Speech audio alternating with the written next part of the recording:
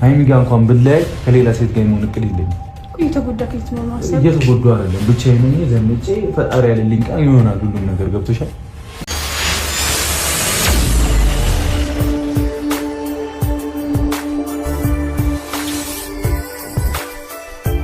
ብሩክ እንግዲህ እጅግ በጣም ቁርጥ ያለ ነገር ተናግሯል። ሀይሚ በመውጣቷ መውጣት የለባትም እና ወደ ቤቷ መመለስ አለባት ብሎ ማለት ነው።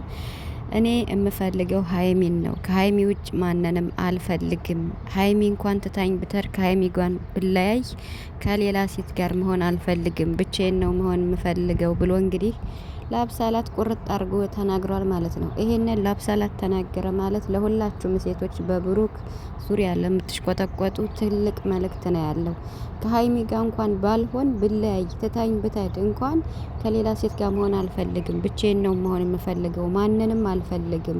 እኔ የሀይሚ ብቻ ነኝ። ሀይሚ በእኔ ህይወት ውስጥ ስላለች ከአንቺ ጋር መሆን አልፈልግም። ማንም ቢያፈቅረኝ ግድ አይሰጠኝም። ለማንም ስሜት የለኝም በማለት ስሜቱን እንግዲህ በግልጽ ተናግሯል እና ሀይሚ መመለስ እንዳለባትም ተናግሯል። እንግዲህ ሀይሚ ደግሞ ይሄንን ቪዲዮ አይተሽ ሰምተሽ በቃ መሄድሽ እንኳን ብሩክ ነገሮችን እንዲያስተካክል ብለሽ እንኳን አስበሽ ሊሆን ይችላል። ነገር ግን ጭራሽ ቤት እየመጡ የሚጨፍሩ ከሆነና ብሩክን በዚህ ልክ እነሱ ሴትነታቸውን ዝቅ አድርገው እያስገደዱ እንኳን እስከ መሳም ድረስ የሚደርሱ ከሆነ ሀይሚ ወደ ቤቷ ብትመለስ የተሻለ ነው የሚሆን። ምክንያቱም በቃ ቤቷ ቁጭ ብላ ማለት ነው ሲመጡ እያጥረገረገች ማስወጣት ነው። ብሩክም አልፈልጋችሁም ብሎ እንደሚያሰናብተው እሷም ራሱ ከብሩክ ጎን ሆና ቤቷን ለነሱ ብላ መልቀቅ ሳይሆን እውነት በጣም ነው የሚያናድደው።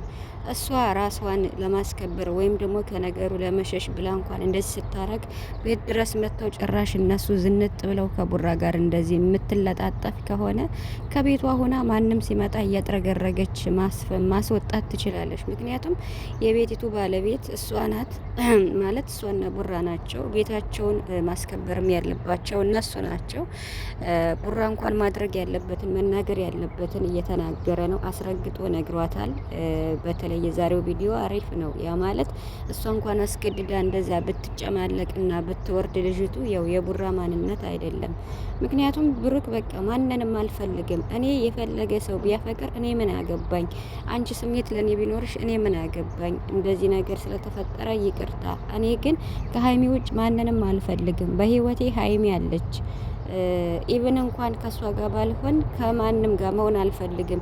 ብቻዬን ነው መኖር የምፈልግ ብሎ እስከዚህ እስከ መናገር ድረስ ደርሷልና ከዚህ በላይ ምንም ማድረግ አይቻልም። ምክንያቱም በቃ አስረግጦ ተናግሯል። አሁን ከዚህ በኋላ ብሩክን አፈቀርነ ብላችሁ ለድራማ ለውሸት እንኳን የምትመጡ ሴቶች ክብራችሁ በጣም የወረደ ነው። ምክንያቱም ከዚህ በላይ የምሬን ምን ይባላል እንዴ? ከዚህ በላይ ብሩክ እስኪ አሁን ምን ይበል? ቤተሰብ እንደዛ ቤት እንኳን መታ እንደዛ ለምን አላባረራትም? ለምን እንዲህ አላላትም? እያልን ነበር ባለፈው በተለቀቀው ቪዲዮ እና ስትመጣ ለምን ዝም አለ?